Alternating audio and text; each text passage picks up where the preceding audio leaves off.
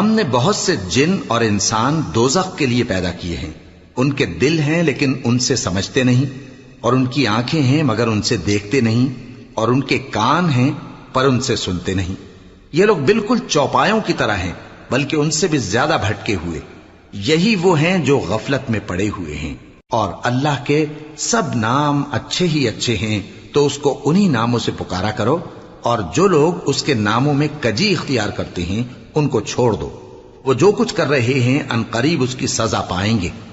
اور ہماری مخلوقات میں سے وہ لوگ بھی ہیں جو حق کا رستہ بتاتی ہیں اور اسی کے مطابق انصاف کرتی ہیں، اور جن لوگوں نے ہماری آیتوں کو جھٹلایا ان کو ہم بتدریج اس طرح پکڑیں گے کہ ان کو معلوم ہی نہیں ہوگا، اور میں ان کو مہلت دیے جاتا ہوں، میری تدبیر بڑی مضبوط ہے۔